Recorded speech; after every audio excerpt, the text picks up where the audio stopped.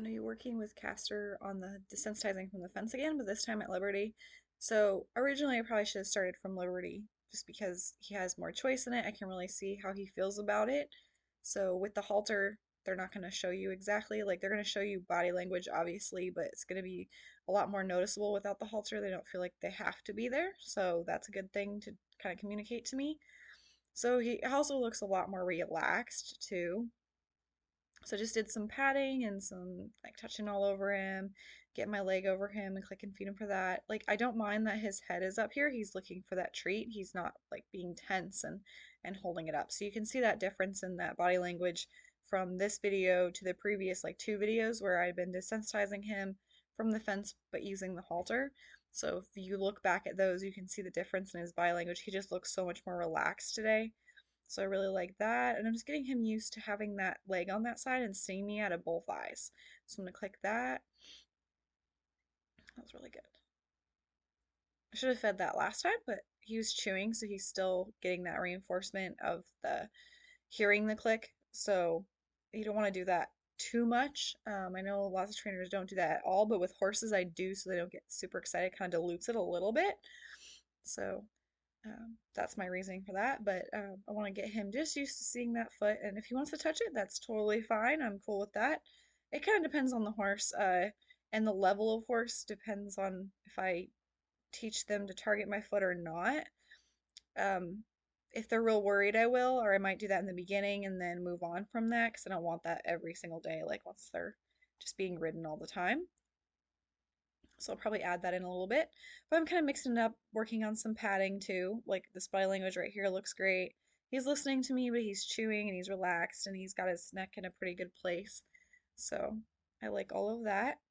But again, I'm just rewording for every time I go ahead and put my leg over him. Depending on the horse, you might want to use the start button. Castor probably could have benefited from that, but I didn't really know about those at the time.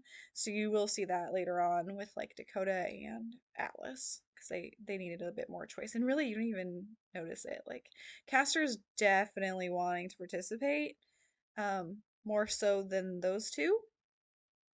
So that's kind of one of the reasons I didn't, besides like not knowing as much about it as I do now. But I loved how he turned around. That looked excellent. He's really good at the hand target. He loves side passing toward me. That's one of his favorite behaviors. So I'm just repeating the same thing I did on that other side.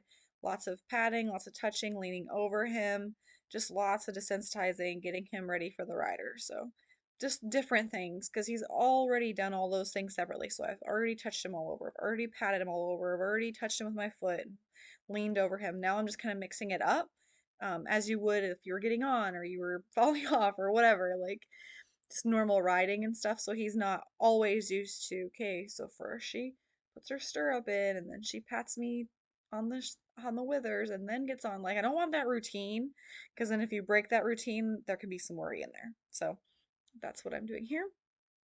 I'm just asking him to kind of put his head through the bars there. So just he has a little bit more room versus me just putting my arm through because I do want him to practice turning his head toward me and getting that reinforcement for once I start riding him. So that's why. But again, I like his body language here and he's being quite good and he's really a lot better taking the treat.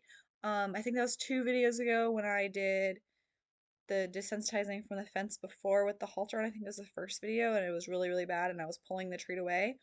Lots of that was my fault, trainer fault there. But it's important to see and like, okay, like let's not do that again in the future. So keeping my hand there, kind of pushing it toward his nose a little bit, letting him grab it, because the more I pull it away, the more he's going to be grabbing it and trying to get it.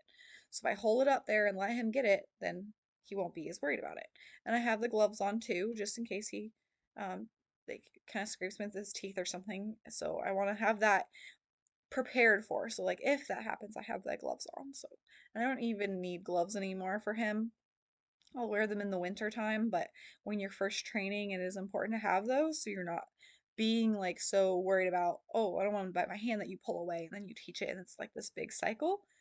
So I wanted to try something here and see if I could put the halter on from above. So I'm not going to do this every day, obviously, but I just wanted to see if he could do it, if it could be done, kind of how he felt about it, and he was awesome.